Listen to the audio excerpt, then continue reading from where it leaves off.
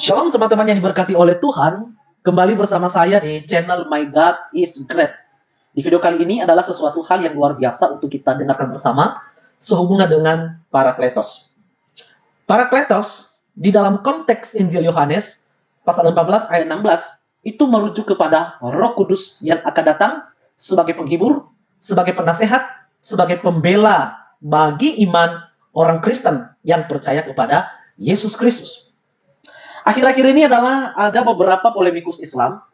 Mereka mengklaim bahwa Parakletos itu tidak ditunjukkan kepada Roh Kudus, tetapi kepada Nabi Muhammad sebagai Nabi yang terakhir. Apakah benar pernyataan demikian? Kalau kita lihat secara seksama, Injil Yohanes ditulis sebelum Islam lahir pada abad ke-7. Dan bagaimana mungkin Nabi Muhammad ada di dalam Injil Yohanes, sementara Yesus dan Muhammad belum ketemu. Lalu hal yang menarik bahwa mereka berkata Parakletos itu ditunjukkan kepada Nabi Muhammad dan yang artinya adalah sangat terpuji. Muhammad yang juga berarti yang dipuji. Lalu bagaimana kita untuk memahami tentang pernyataan polemikus Islam sehubungan dengan Parakletos? Jangan kemana-mana. Hal ini Dr. Bambang Dursena memaparkan bagi kita dengan tema yang luar biasa, Parakletos. Apakah ditunjukkan kepada Roh Kudus sebagai penghibur, sebagai penolong, sesuai dengan teks Injil Yohanes pasal 14 ayat 16, atau ditunjukkan kepada Nabi Muhammad? Tonton video ini sampai selesai.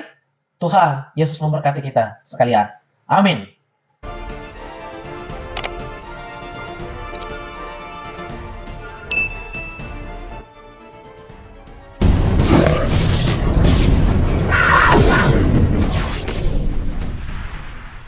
Shalom Alaikum Beshem Hamasya. Tema mengenai Parakletos ini menjadi tema yang kontroversial karena itu juga menjadi polemik antara khususnya Kristen dan Islam. Kata Parakletos itu diucapkan oleh Yesus dalam nubuat. Setelah dia meninggalkan murid-muridnya naik ke surga, dia akan mengirimkan seorang alon parakleton, seorang parakletos yang lain, yang akan menyertai gerejanya sampai pada akhir zaman. Tetapi teks ini kemudian oleh para penulis Islam dipahami atau dimanfaatkan untuk menubuatkan kedatangan Nabi akhir zaman, yaitu Nabi Muhammad. Dan ini tentu sejalan dengan apa yang terkandung dalam ayat Al-Quran sendiri, yaitu surat Asy-Syaff ayat 6.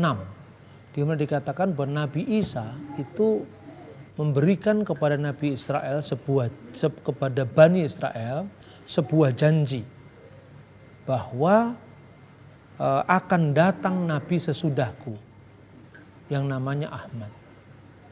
Mubasyiran birasulin ya'ti min ba'dis smuhu Ahmad. Memberikan kabar gembira dengan hadirnya seorang rasul sesudahku namanya adalah Ahmad. Montgomery Ward memberikan hasil penelitian bahwa sampai pada abad ke-8 itu umat Islam belum banyak yang menggunakan atau tidak ada yang menggunakan nama Ahmad.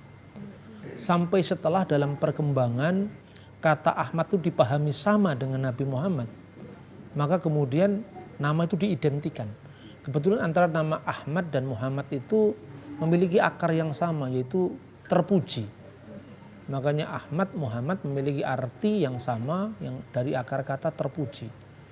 Lalu ketika umat Islam bertemu dengan komunitas Kristen pertama-tama, mencoba mencari di mana ayat Injil yang menubuatkan kedatangan Nabi seperti yang diklaim dalam Al-Quran sendiri, yang dinisbatkan pada sabda Isa Al-Masih bahwa dia datang untuk memberikan kabar gembira akan datangnya seorang rasul sesudahku yang namanya Ahmad. Maka kemudian diidentikan bahwa ternyata Injil sudah menubuatkan itu. Nah, kira-kira seperti itu. Yaitu nubuat tentang Parakletos. Lalu Kata Parakletos itu oleh beberapa penafsir dibaca dengan Periklitos. Periklitos itu artinya terpuji. Maka orang Kristen telah mengubah kata Parakletos menjadi Periklitos. Saya kira kalau kita mendengarkan ceramah-ceramah dari Ahmad Didat, Zakir Naik, saya kira seperti itu. Nah persoalannya sekarang, kita tentu jangan hanya menerima klaim sepihak dari seorang tanpa melihat bukti manuskripnya. Kita memiliki perjanjian baru, itu lebih dari 5.000 manuskrip yang terpelihara sampai hari ini. Mulai dari naskah yang paling tua yang dari masanya prakodek sebelum Injil itu ditulis dalam bentuk kodek sejilid buku. Codex Sinaiticus, Codex Vaticanus, Codex Ephraemi Scriptus. Itu kita memiliki yang namanya naskah-naskah papirus. Naskah ini lebih tua daripada kodek yang biasanya muncul setelah abad ketiga, setelah abad keempat atau akhir abad ketiga Masehi. Misalnya, kalau Injil Yohanes, kebetulan yang kita bahas sekarang ini adalah Injil Yohanes. Itu kita memiliki naskah tertua, khususnya ada 2 naskah papirus. Yang pertama adalah papirus John Ryland yang dikenal dengan papirus 52 atau P52, itu ditemukan di Mesir dari tahun 115. Lalu yang kedua P66 itu seluruh Injil Yohanes yang dikenal berasal di tahun 120. Di situ juga bunyinya Parakletos, tidak ada Periklitos. Satu contoh naskah yang sering dipakai itu berasal dari misalnya Injil Yohanes pasal 14 ayat 16. Nah, itu yang sering dijadikan rujukan oleh teman-teman yang suka polemik dengan Roh Kudus ini. Aku akan minta kepada Bapa dan Ia akan memberikan kepadamu seorang penolong yang lain supaya Ia menyertai kamu selama-lamanya. Ya, kata-kata ini diartikan, wah kalau gitu ini adalah Nabi Muhammad, karena setelah Yesus itu rasulnya yang paling dekat ya Muhammad, dan itu rasul akhir zaman adalah Muhammad. Anda bisa membaca papirus-papirus yang sudah di online kan ya, antara lain kalau kita buka Early Bible Papyri. Nah, itu kan muncul di situ. Klik saja P66 itu akan muncul nanti tayangan seperti ini. Nah, di sini jelas bahwa memang sejak semula teks ini bunyinya memang Roh Kudus itu. Apalagi dalam penegasan di situ jelas bahwa itu adalah Roh Kudus dan bukan yang lain lagi. Mulai dari naskah yang paling kuno sampai naskah-naskah yang kemudian memang tidak ada bacaan lain kecuali Parakletos. Tidak ada kata Periklitos, tidak pernah ada. Yang ada Parakletos bukan Periklitos. Jadi misalnya disebutkan di dalam Injil Yohanes ya pasal pasal 14 ya ayat 26 misalnya. Di situ aku akan minta kepada Bapa, Dia akan memberikan kepadamu penolong yang lain. Di situ jelas disebut bahwa penolong yang lain itu adalah alon parakleton, bukan alon perikliton atau periklitos. Ya. Kemudian ada banyak naskah-naskah yang lain yang jelas-jelas itu berbicara tentang sang penghibur yaitu Roh Kudus. Mulai dari naskah P52, P66 itu bunyinya sama. Hode parakleton tu penefma tu agion hu pemsei hu pater entu onomatisau. Gitu. Naskahnya yang kemudian diterbitkan di modern Textus Receptus dari abad 15. Ini abad pertama juga bunyinya Hode parakleton tu penefma tu agion. Yang di Textus Receptus tahun abad 15 kemudian penemuan-penemuan terbaru dari Codex Sinaiticus, Codex Vaticanus yang kemudian diedisi oleh Westcott dan Hort. Di situ bunyinya juga sama. Hode parakleton tu penefma tu agion, semua sama. Jadi ketika kita mendengar klaim bahwa itu aslinya Parakletos, aslinya tunjukkan dulu mana naskah dari tahun berapa, di mana disimpan kan begitu kan. Nah sekarang ini semua bisa dicek dengan cek and recheck dengan data-data yang bisa kita lihat dan bisa ikuti. Kemudian itu ditafsirkan sebagai Nabi Muhammad hanya karena di dalam Al-Quran memang mengklaim seperti itu. Saya kira ini klaim sepihak.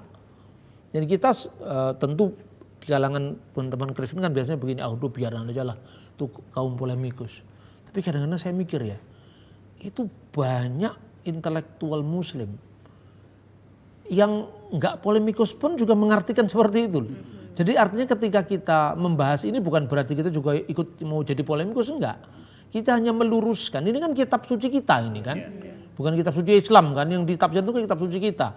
Boleh dong kita menjawab apa maksudnya dari teks itu semula dimaknai oleh penulisnya, yaitu dalam ini adalah Rasul Yohanes. Sejak abad kedua atau abad ketiga Masehi, dalam tulisannya Tertullianus ya, dalam tulisannya Origenes dari Alexandria, tema Parakletos sudah dibahas. Misalnya, ketika waktu itu gereja menghadapi ajaran bidat Praxeas.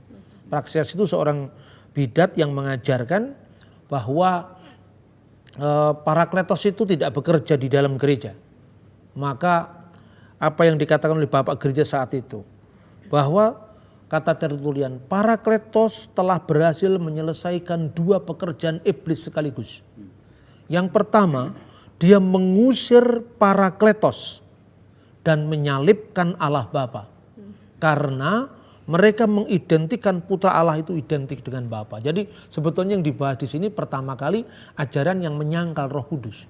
Makanya Praxeas dianggap mengusir Parakletos. Jadi Parakletos itu adalah Roh Kudus.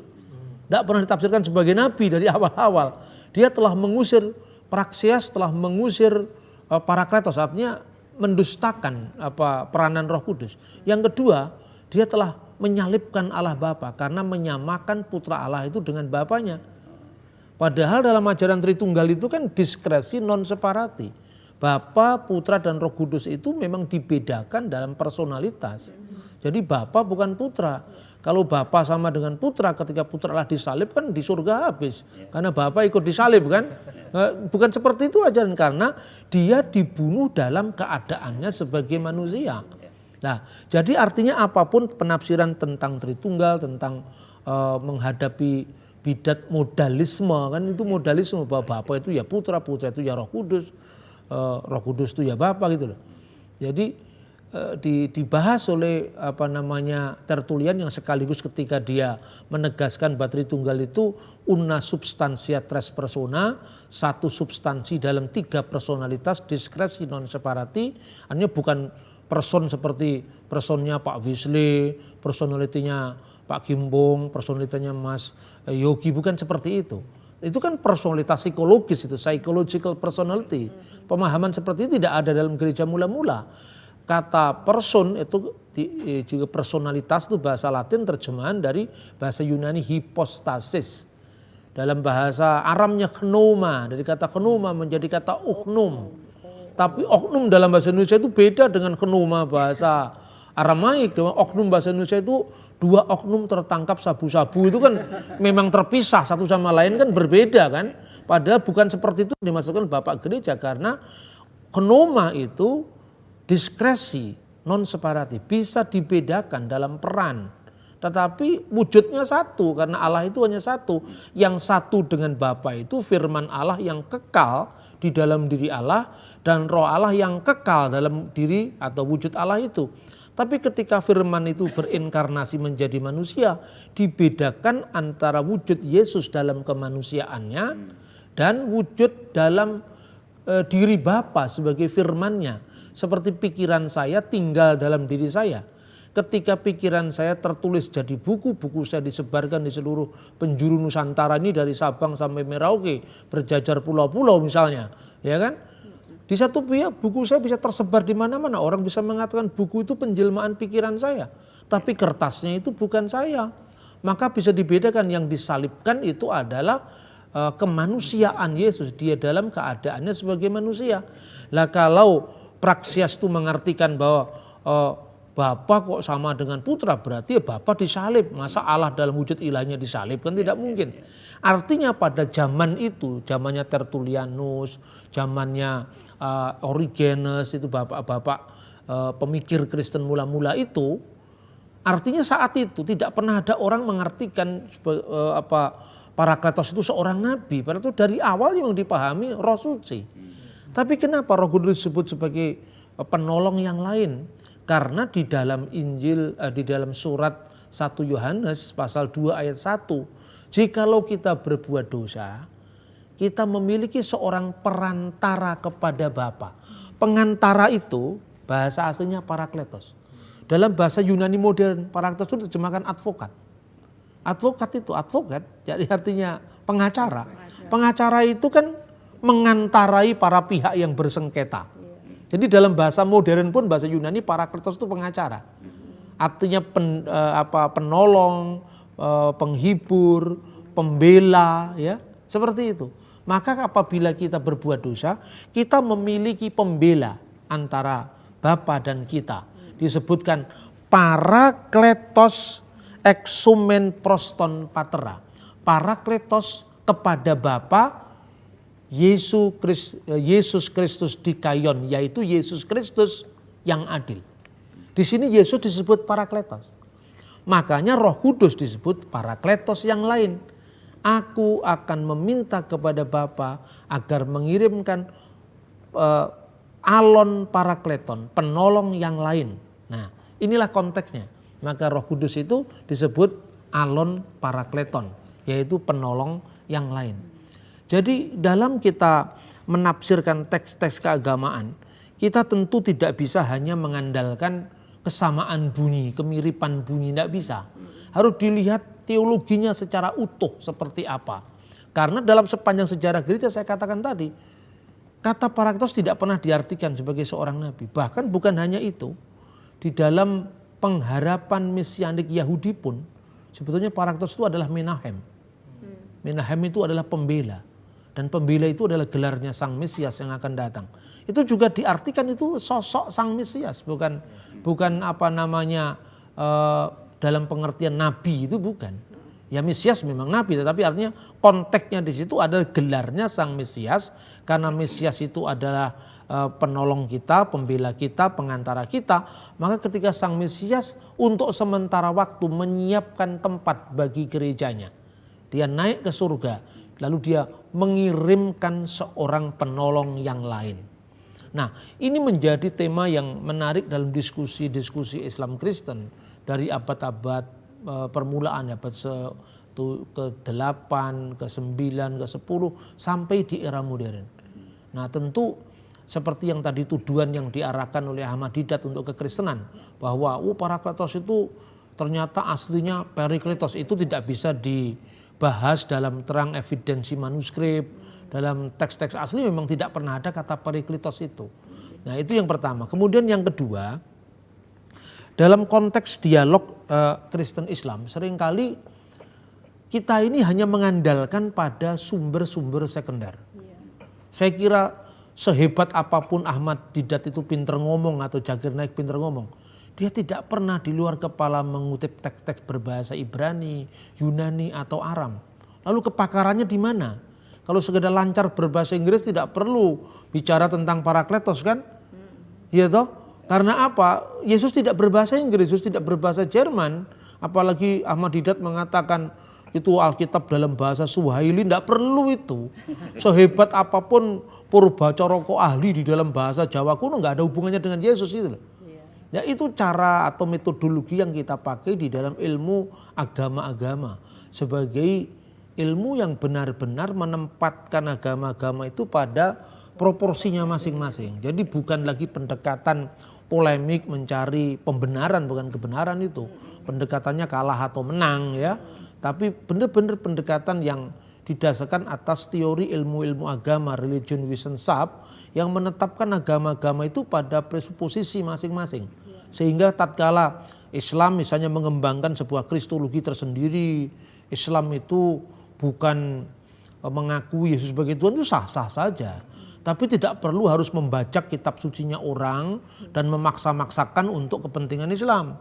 Sebaliknya juga begitu, orang kan boleh-boleh saja mengatakan Yesus itu satu-satunya jalan dan kebenaran dan hidup, itu kan iman.